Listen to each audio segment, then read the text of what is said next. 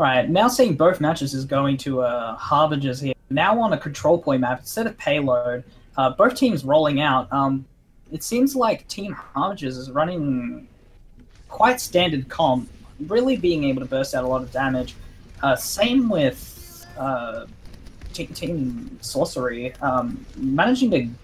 Both teams getting in like the middle of this area. Blue team managing to get quite a lot of picks in here, clearly taking this battle by storm. Damo cleaning up after all the entire team damage, just crushing red team here. Right, and we're now seeing Zet again on this Hanzo. The problem is, I think Zet's Hanzo would be working out if it wasn't for the offense composition that Harbingers are running. Typically, Hanzo isn't really that much of a good matchup into Tracer and Farah because those are very high mobility heroes. It's not like you're up against a Soldier and McCree that they can't really retaliate from long ranges that Hanzo can possess. But Jaws ends up getting a double kill on the side there, and Harbingers look like they're cleaning everything up. Amazing by Harbingers here, just cleaning up all of Team Sorcery. Just so beautiful. We're going to take... it looks like Harbingers is in the ultimate lead here, going to be able to do a lot of combos upon the enemy team as they try to push in.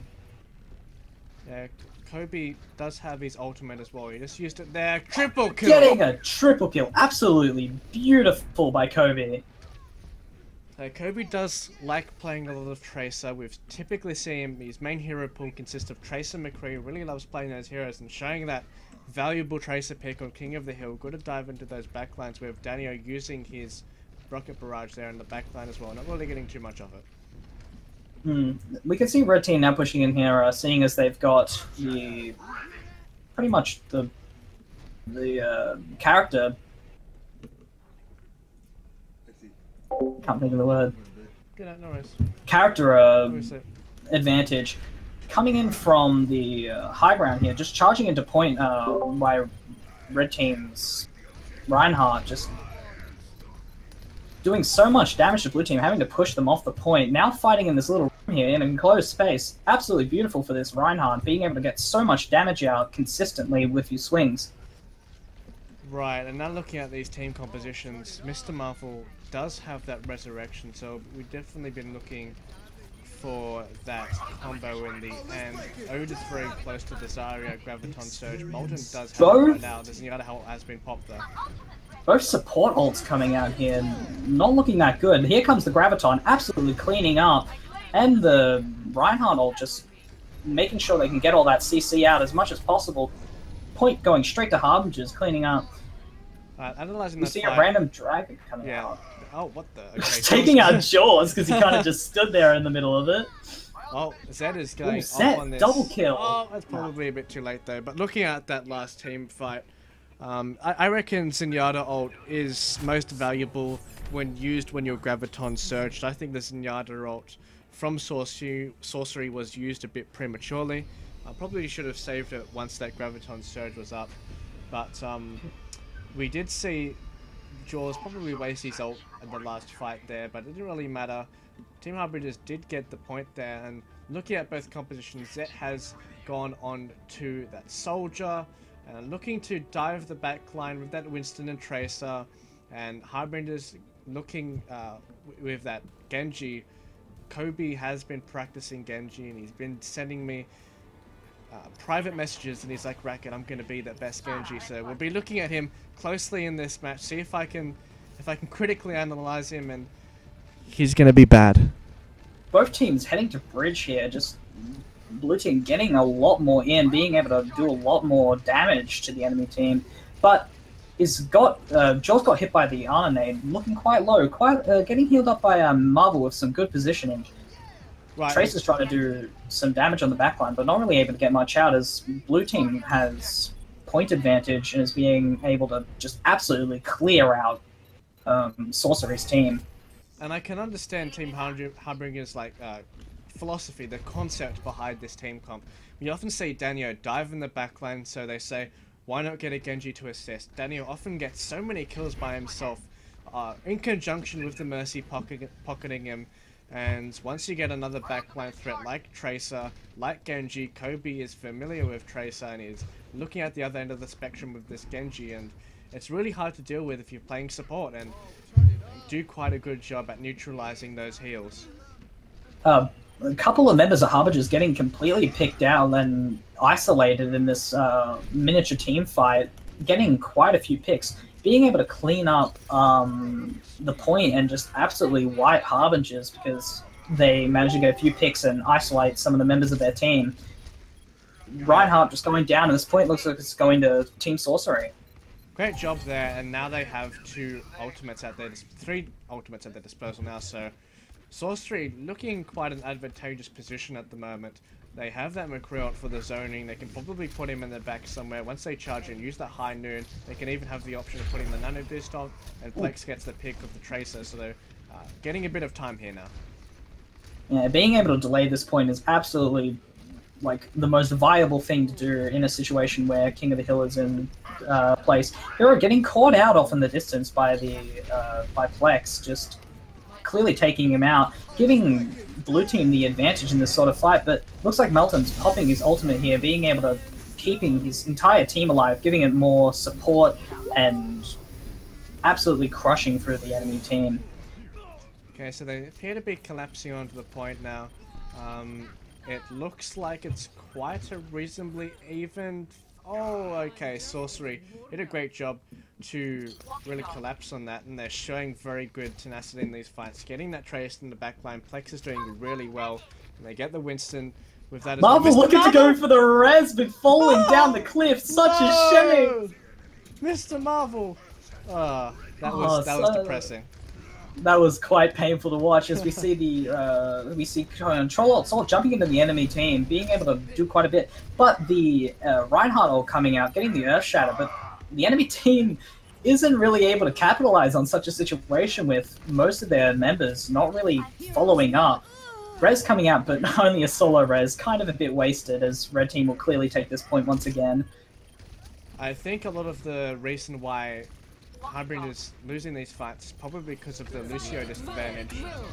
Graviton coming out! This fight might take the hand of Harbingers here. Just look at this, picking off member after member. What are we seeing? Danio is now on Tourbillon. What is this? He's absolutely tearing through the enemy team, doing so much damage. Kobe getting some beautiful picks. Jaws is just once again pushing this Zarya away from the enemy team. Kobe resembling the basketball player Kobe Bryant, getting a good dunk with that flashbang. Very good usage there. And the time is slowly ticking here. Zed will probably be looking to get a good high noon. Here's the ultimate that's available. Danny also has the Molten Core.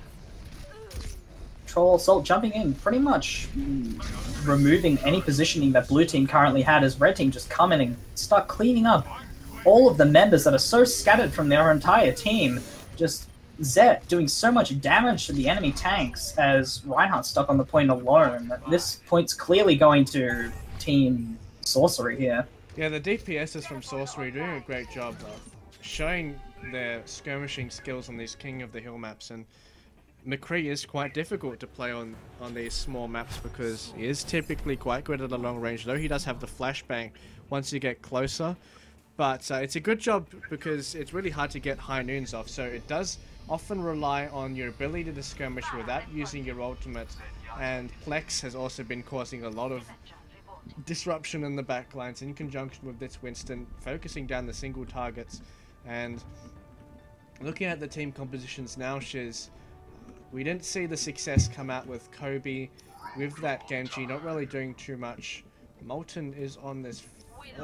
What a team Harbingers is running. I'm keen to see whether this is true or not, whether it's a dream or reality. This seems like quite a skirmish comp they're running here, just to be able to pick off enemy team members, but that's not going to work because their team seems to be awfully quite scattered with how Team Sorcery is pushing them away from each other.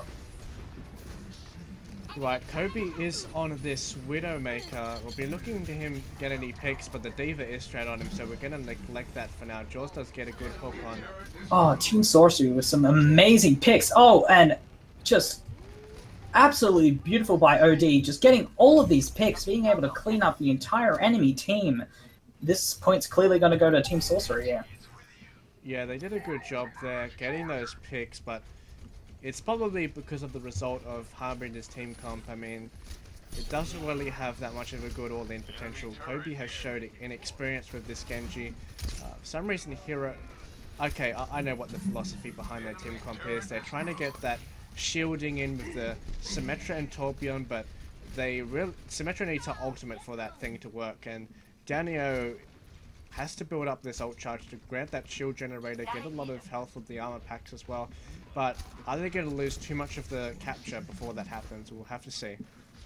You can see here, pretty much Harbinger's only running one healer. Going to be quite bad for them.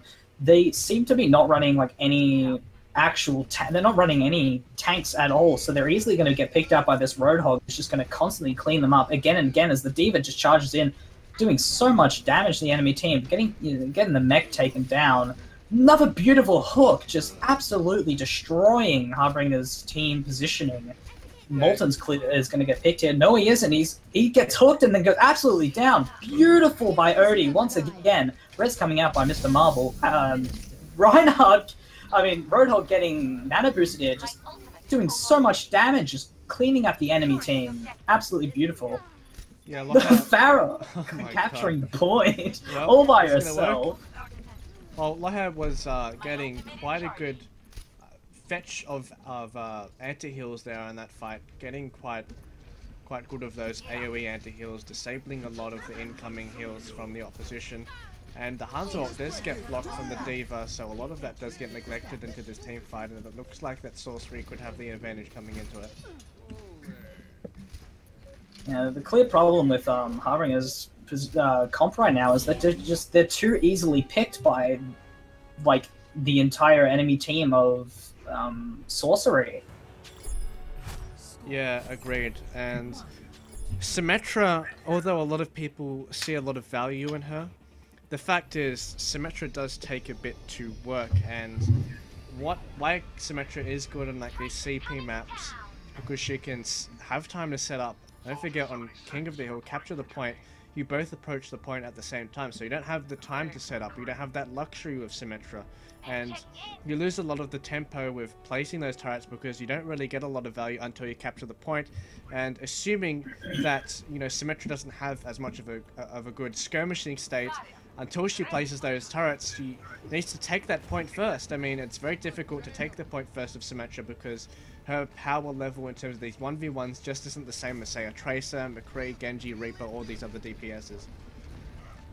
You see both teams taking opposite directions from each other, so we're going to have a skirmish in this tight corridor right near the edge where somebody could easily get blown off.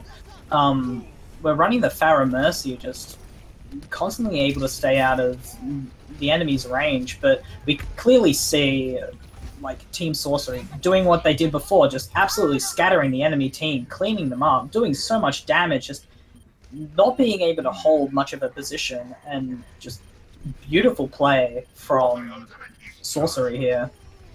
Yeah, Sorcery is showing a bit of proficiency on these King of the Hill maps, but look at Danio going on this capture point, getting a double kill already. It looks like Harbingers have turned it around. Yeah, Harbingers are now actually scattering Team Sorcery, changing their strats, bringing it back in advance, taking this point, and the first capture is going to go to Team Harbingers. Yeah, and Danio Audrey has his ultimate. Zet also has that high noon as well, so we'll be looking for him to cover a flank and get a bit of zone control down with that high noon. It is very difficult to get one without that D.Va, but Molten isn't on point now, so if he's looking for a high noon, it could go off now.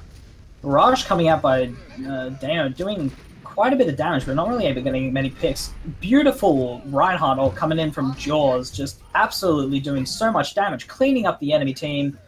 This point is gonna go to Harbingers here. Yeah, we'll have to give props to Jaws that fight.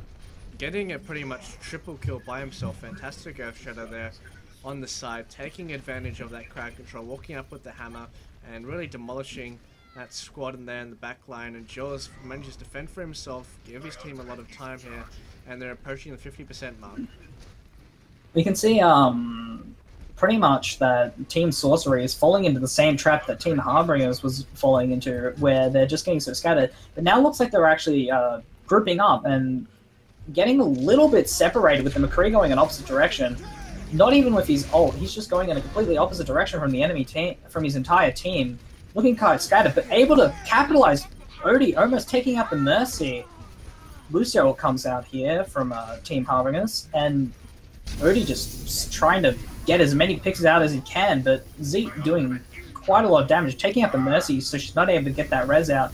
This team fight looks like it's going to be going to Harbingers once again. They managed to clean out every single thing that pretty much Sorcery was able to throw at them.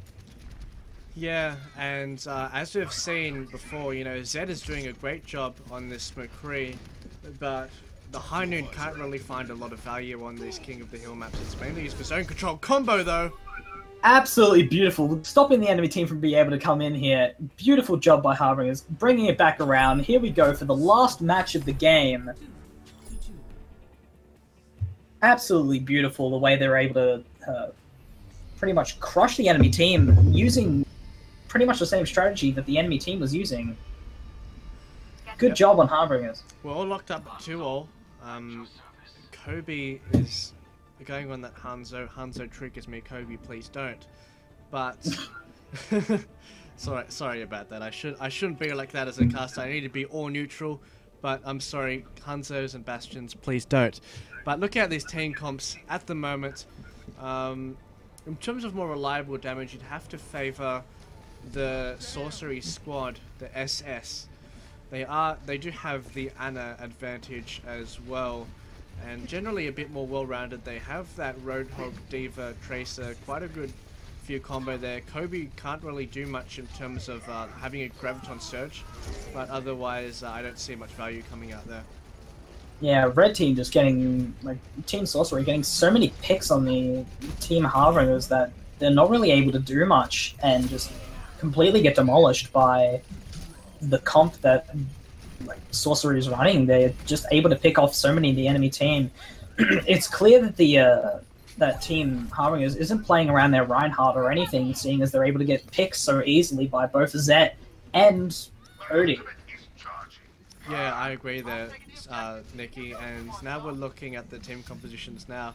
Kobe is on that Tracer. We've seen him in the past. He's proficient on Tracer. Look at that, already a triple kill as soon as he switches up, but he does end up getting hooked by Kobe, but Team Harbingers are back on the point. Absolutely amazing. Just fighting a complete scattered comp. I really see this game is going to be very close, Raki.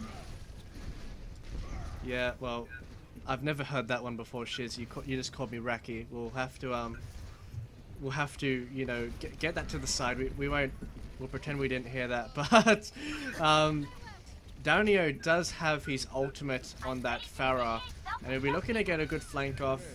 The Diva does come out in the backline and picks off the Ana. This is a good time to go in. Jaws just hiding and looking for that charge, managing to get it on the Diva, getting a lot of damage on the Diva.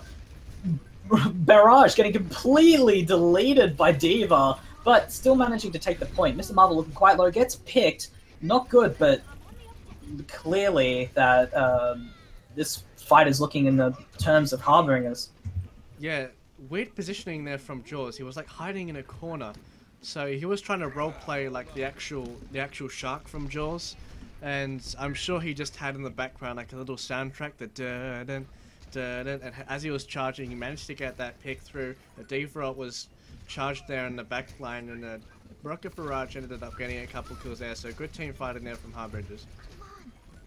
Looking here, we see that more defensive ults are in the favor of Harbingers, so they're probably able to hold this point quite well, as long as they're able to get them off. Jaws out of position right now, getting an amazing ult on the like three members of Sorcery. Just amazing, but quite scattered with their team positioning right now, so easily being able to capitalize damage just upon Harbingers. Obi getting ulted here, just cleaning up, doing so much damage. Out comes the whole hog, just absolutely doing so much damage. Right, and look at what is even happening in this team fight, Shiz? Everything is so scattered right now. There's so much happening at any given moment, and out comes the Rock Barrage, getting completely deleted, not really able to do much with it. Out comes the Diva ult. Did she manage to get any picks? No, she doesn't really end up getting anybody, but Kobe managed to clean up after that, and looks like this game will go to Harbingers once again. So, good job there from the Harbingers, showing a bit more composure there in the end. Once Kobe switched to that Tracer, they looked a lot more comfortable. I didn't really like Kobe's Hanzo or Genji. They didn't really seem to work that well. But props to this Sorcery team. Haven't really seen them that much. They're just playing as for fun, and Plex showing quite a lot of proficiency on that Tracer. Zet doing a good job, and McCree at times as well. They all had their time in the sun, but Team Harbingers a bit more experience there. Teams that have scrim quite frequently, and I think Sorcery, just as a group of friends, I'd be happy with that result.